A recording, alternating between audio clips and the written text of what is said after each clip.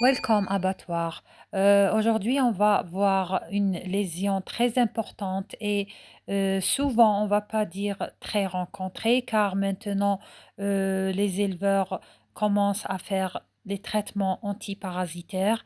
Alors, il s'agit bien, comme vous avez constaté dès la première vue d'œil, de l'échinococcose. Donc, c'est un parasite appelé Echinococcus granulosus ou appelé kyste hydatique couramment. Alors voilà, on observe sur le poumon droit, au début c'était le lobe apical, il y avait un gros kyste hydatique. Ici, on remarque le volume des kystes avec la main. Alors le lobe diaphragmatique droit est plein de kystes hydatiques. Ici, vraiment, on voit une grande infestation par l'Echinococcus granulosus sur cet animal. Alors, on va passer au poumon gauche. La même chose, on voit euh, les kystes partout sur le lobe diaphragmatique ainsi que le lobe apical gauche. Ici, on a un gros kyste. À la palpation, on peut les détecter. On va éviter l'incision quand il s'agit de kystes hydatiques pour ne pas les percer. Alors voilà pour les poumons. On va passer maintenant au foie qui est aussi infesté comme les poumons. Alors déjà à l'examen visuel, on remarque des kystes hydatiques.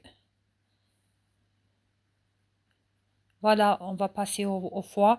Voilà les kystes hydatiques apparents visuellement déjà sur le foie, la face diaphragmatique. Alors, regardez le nombre de kystes hydatiques. On va voir maintenant la face viscérale. On a ici un kyste sur le lobe Spiegel du foie. On va maintenant examiner la face viscérale. On voit bien la vésicule biliaire ici. On a deux kystes à côté de la vésicule biliaire. On a ici plein de kystes partout sur la face viscérale aussi. On va passer à la deuxième lésion. Alors ici, j'ai une adhérence, j'ai des lésions qui ressemblent à des kystes. Alors, j'ai coupé l'adhérence fibreuse entre le kyste et le diaphragme qui s'est formé. Alors, observez bien ici le kyste et faites la comparaison avec les kystes précédents. Alors ici, on observe le scolex à l'intérieur, si vous pouvez le voir. Là, je vais faire un parage. Je vais enlever délicatement le kyste sans le percer. La même chose pour le deuxième kyste. Il est collé au parenchyme hépatique. Donc, je vais essayer de l'enlever. Donc, on va faire un parage.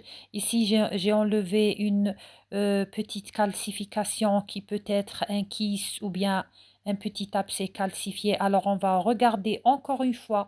Comme ça, vous pouvez faire la différence entre les deux lésions. Alors, regardez là la forme du kyste. Regardez la transparence, un kyste qui est bien, qui a la forme d'un cercle. On a le scolex bien apparent à l'intérieur. Voilà, la même chose pour le deuxième kyste. Observez ici le scolex avec la pointe du couteau.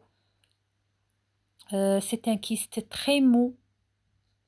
Alors voilà, dites-moi quelles sont les deux lésions. Pour la première, j'ai dit que c'est l'échinococcose granulosus. Alors, dites-moi pour la deuxième lésion, comment elle s'appelle et quelle est la différence entre les deux? Voilà, on a déjà parlé de cette lésion dans une vidéo précédente. Alors, les deux, ce sont des affections parasitaires. Voilà, alors c'est facile de les détecter car il y a une différence dans la structure, dans l'emplacement. Alors voilà, j'attends dans les commentaires pour la deuxième lésion, lésion, pardon.